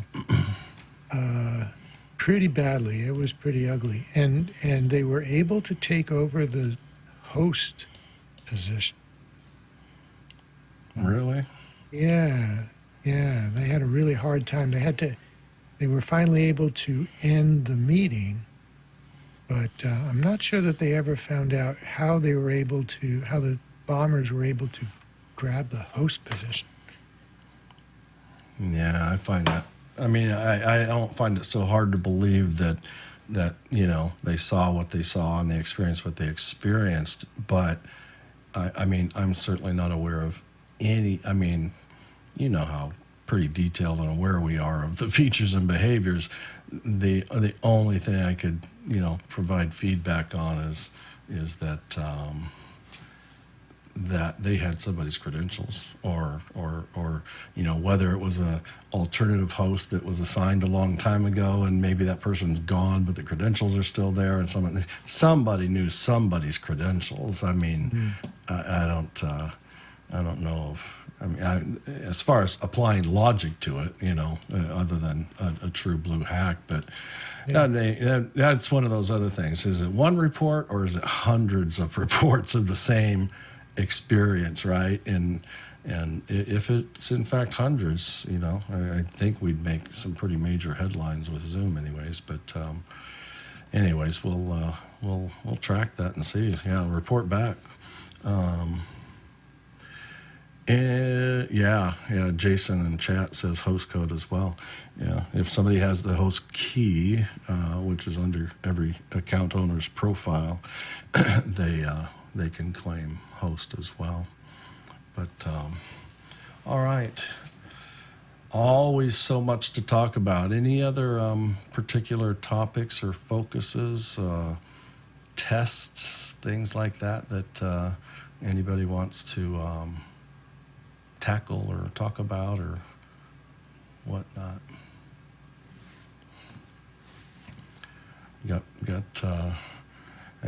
As far as we did a little bit of tests. I think there's some different folks here this week on waiting rooms. You can rename and remove people from the waiting room while they're in the waiting room, and which can be helpful for sure. You can, as a host, a first-time arrival. So if I share my screen again, a first-time arrival, I don't have anybody in the waiting room right now, but a first-time arrival for and in the chat, you'll see a drop-down list, right, to potentially chat directly. But if there's somebody in the waiting room, you'll see their name and then a parentheses waiting room. and so you'll know that they're in the waiting room. So you can chat with them directly and have a conversation with them, like, who are you? You know, who are you? Or please change your name to, and then log back in, or, you know, things like that. So you can provide some instruction and or get some answers. Or, I mean, we've been able to do the global message to the waiting room in the past, but now we can direct message. They can direct reply as well. It can be, they can't initiate the direct messaging to the host. They can reply, but the host has to initiate, and so we can have direct communication there as well. So looks like Lois is coming back. So that's been a nice improvement. I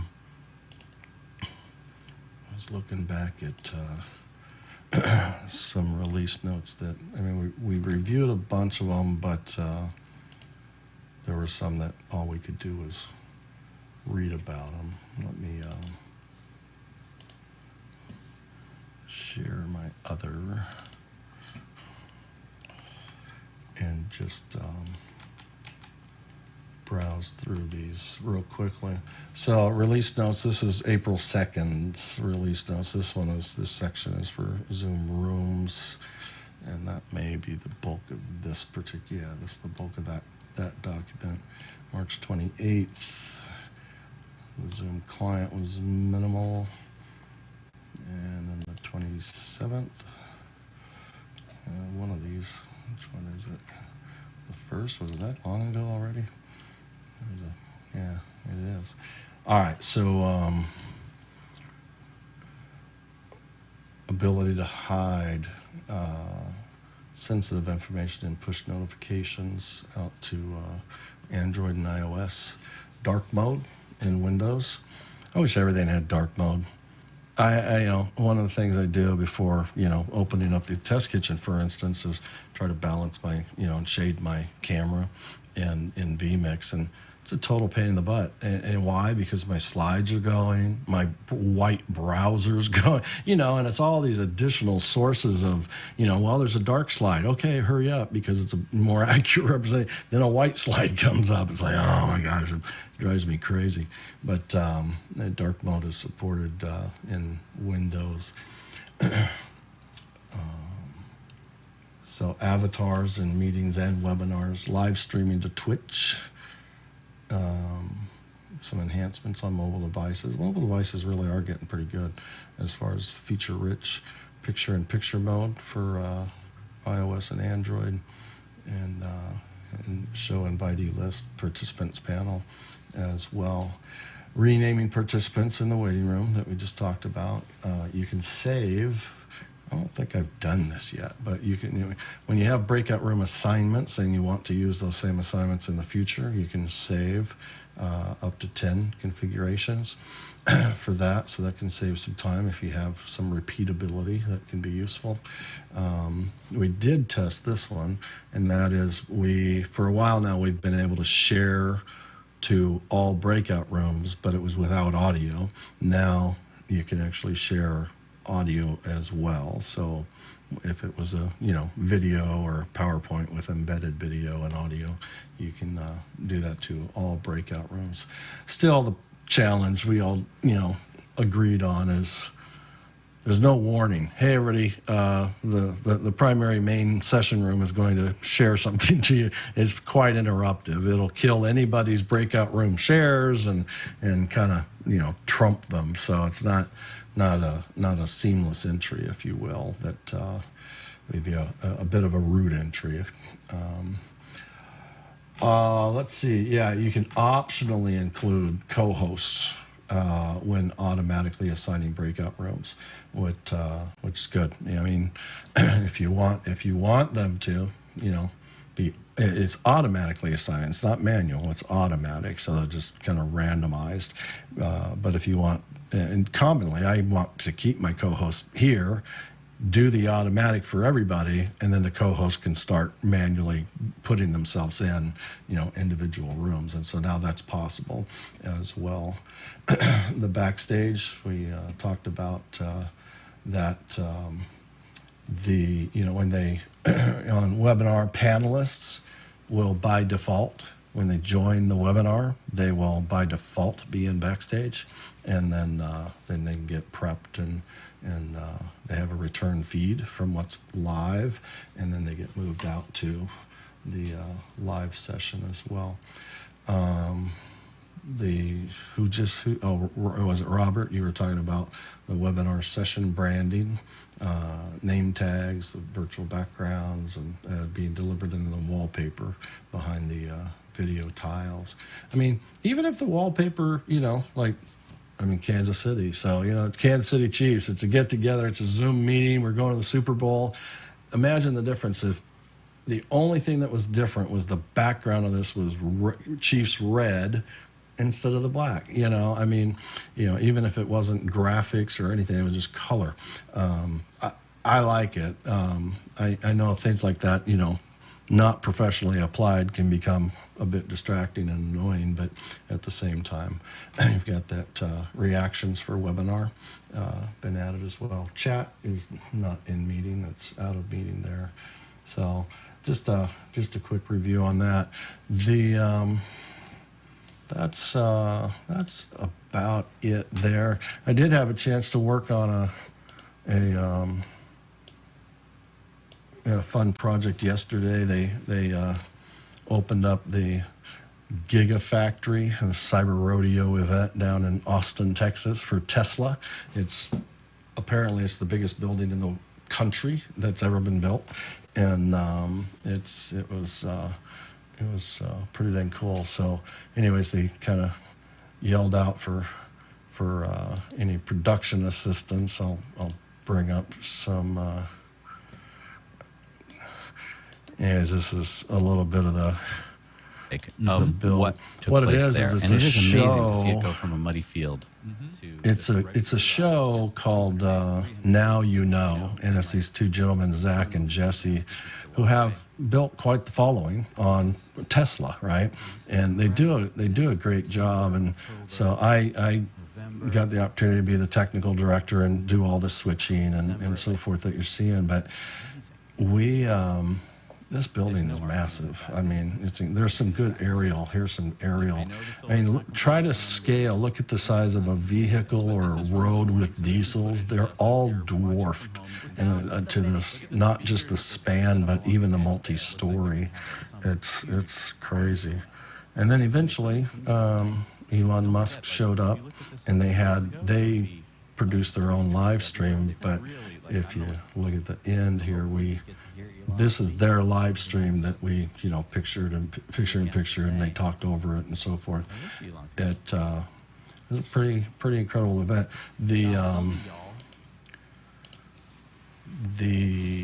We probably had an average of 6,000 to 7,500 viewers, live viewers at any given time. We peaked at 10,000 the closer we got to them covering Elon Musk's arrival and so forth. And anyways, the event was, it was certainly, fun at that. So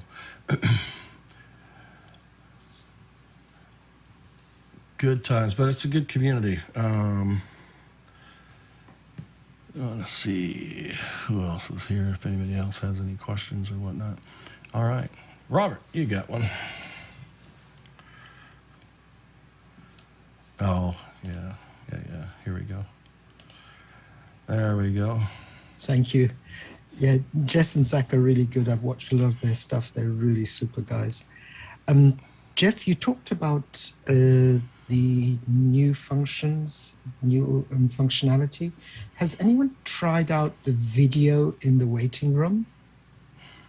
I did for a couple of weeks. I had some my pre-roll loaded up in there, and I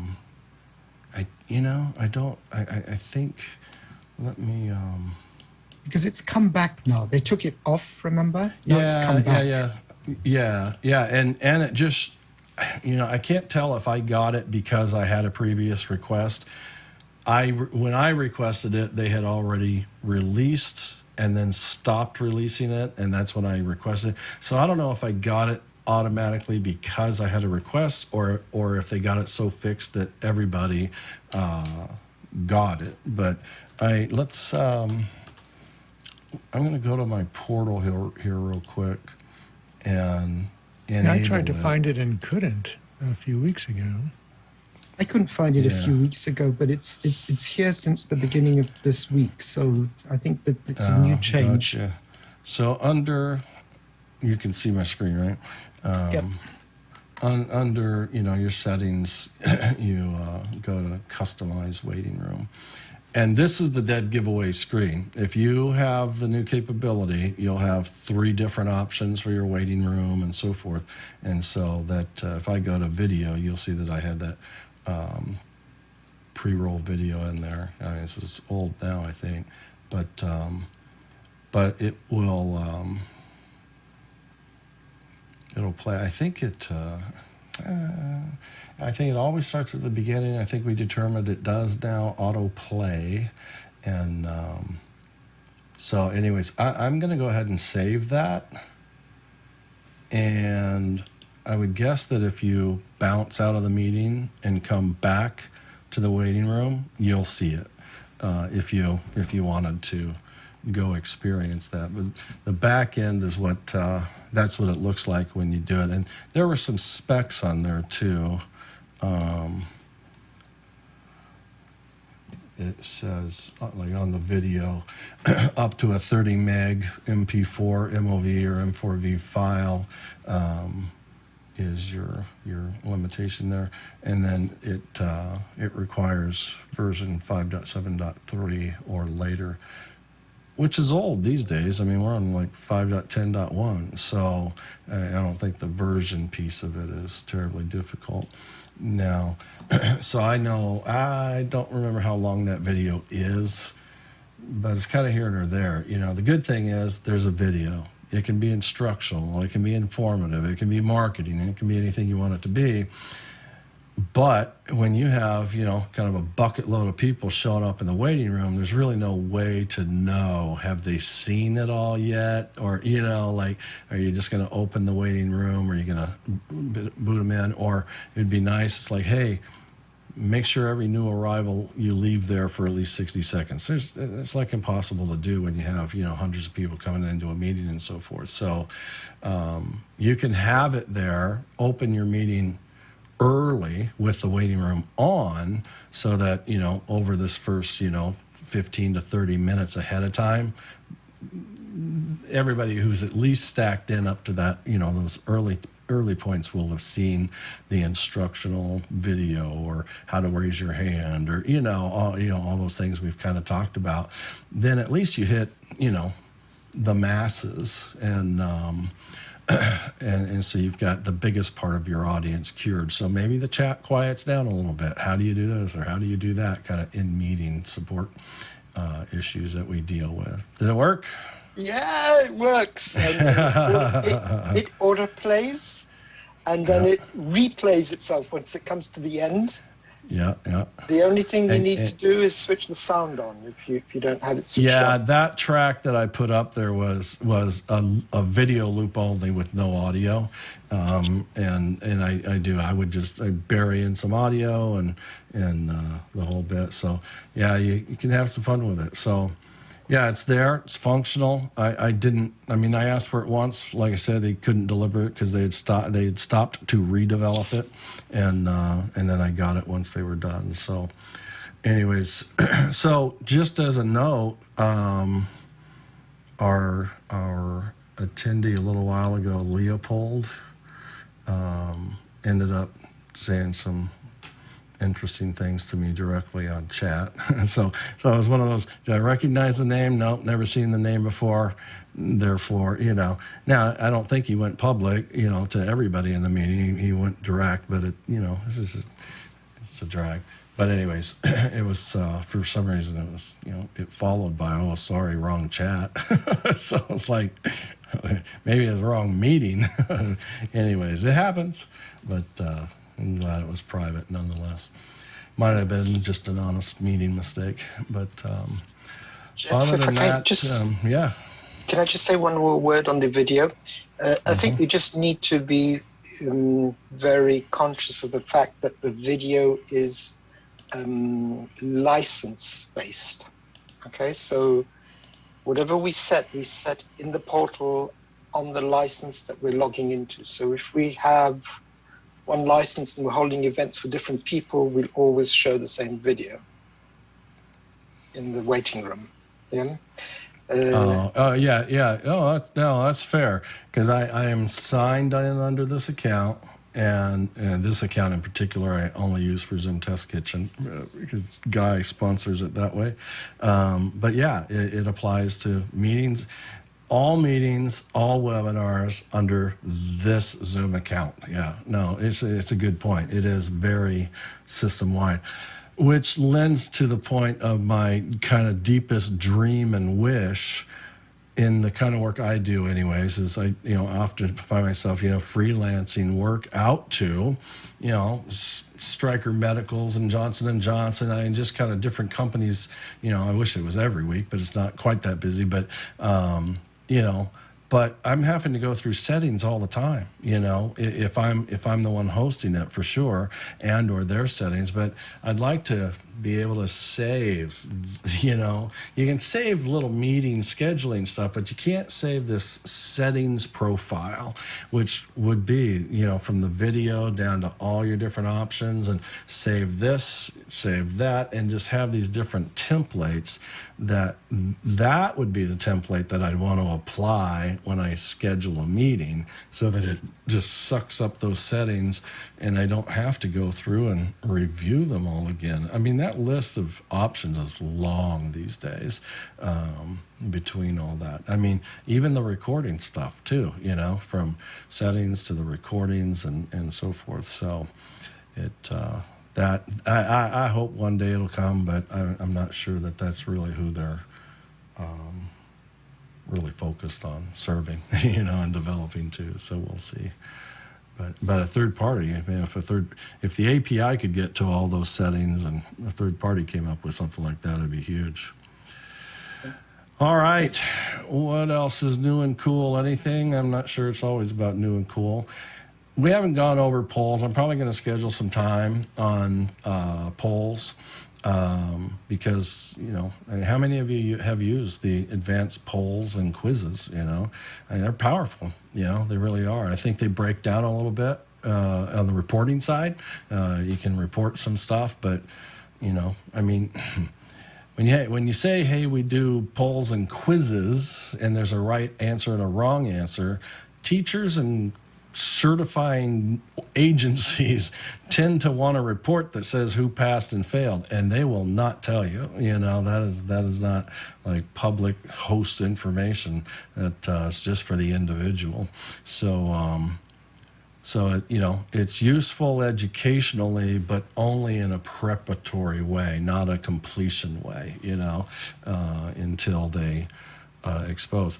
I would think that if you popped up a poll that was quizzed with right and wrong answers, that if you just simply got a checkbox from each individual user that it is they authorize their results to be published to the host or whatnot, then you can. But if last I checked, when you print a report, you can't get a report that says out of these 20 attendees, the 20%, 50%, 80%, you can't get scores on individuals, and that was a little disappointing.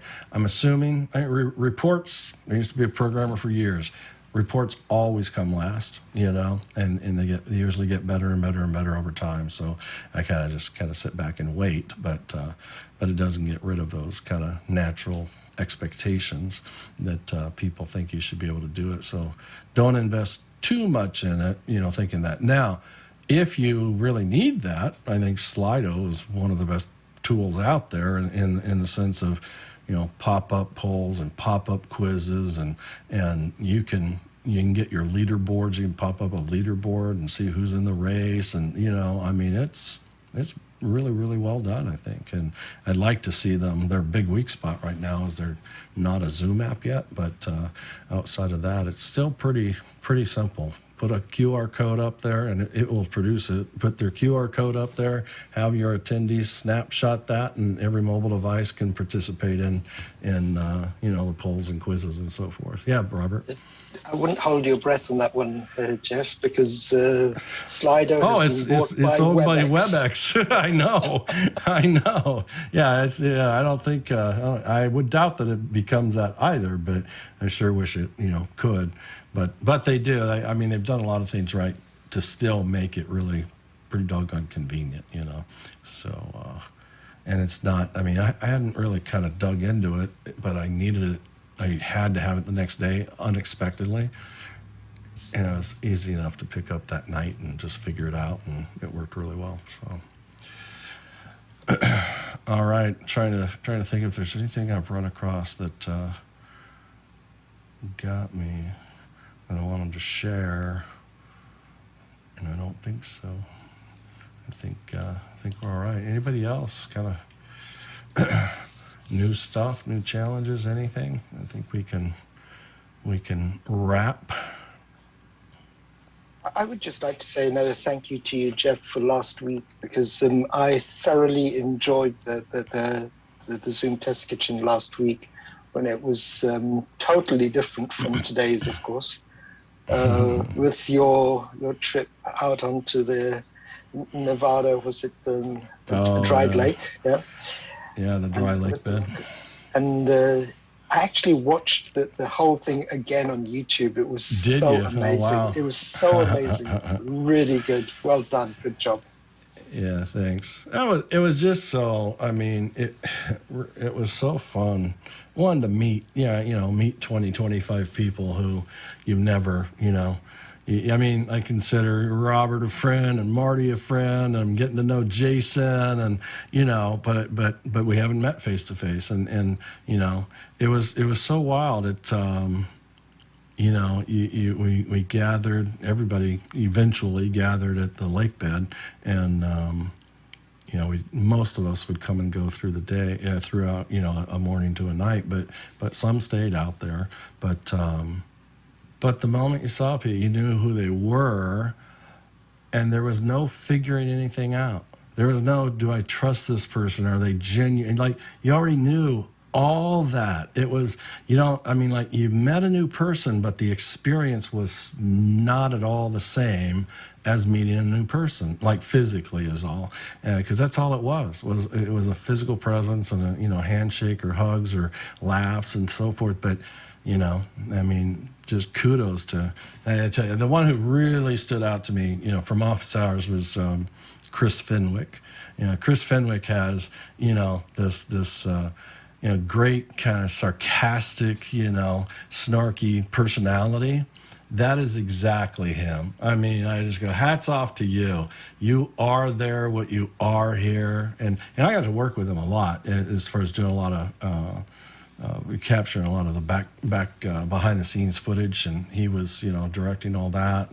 And he was on camera on some of the stuff. And it was just so fun. I sent him a little blooper reel of himself a week or so ago, and it was just fun. I just want to tell him, hey, I just dug working with you and getting to know you. But everybody there, we were all either taller or shorter or wider or skinnier than we probably imagined on the screen. That was the biggest difference of what these screens show. Like my office is a disaster, but you'd never know it because of the magic of the camera and framing, and same thing with anything below our shoulders, right? But nobody cared. It didn't matter. That part didn't matter at all. It was just really a good time, and production-wise, it was a blast. To pull all that together. So it was fun to watch. I tell you that. Yeah, it was amazing. Live drone feeds and live 6 or 7 cameras on the ground, and my behind the scenes, and just everybody. Greg Billette and his audio is just, that guy's just a master. I mean, he didn't he didn't need anybody's help. I mean, he just did it. He just owned it, and then it sounded incredible. You know, I mean, it was, you know, windy, breezy. I didn't hear anything like that. I mean, he had the sound so clean. It was amazing.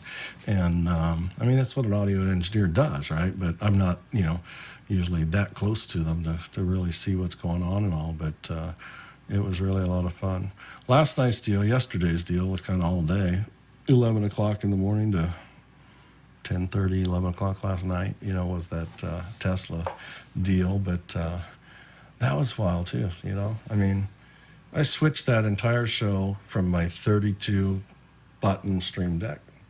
I didn't need my computer. I didn't need anything else except that Stream Deck. I didn't need my computer for a VPN, but that was it. I had a VPN and my Stream Deck. My Stream Deck pointed at, I had Companion loaded here. My Stream Deck pointed to the IP of the cloud instance that Jonas had, you know, put together. I just pushing buttons here, and it was as responsive up to that cloud-based vMix to what I'm watching in my multi-view coming back through Zoom. I didn't even have direct access to the vMix machines that I knew existed, but that's not how I just did it. He built the vMix preset and almost everything in the Stream Deck as well, and you know, I did little tweaks and edits just for me. But outside of that, I was just like, that was so incredible, you know, and the graphics contributions. And that was that was my first time on a full, you know, the global, you know, remote crews that have been doing stuff like that for a while. That was my first entry, and timing's everything, to just be able to see the message, they ask first, and be able to respond and say yes.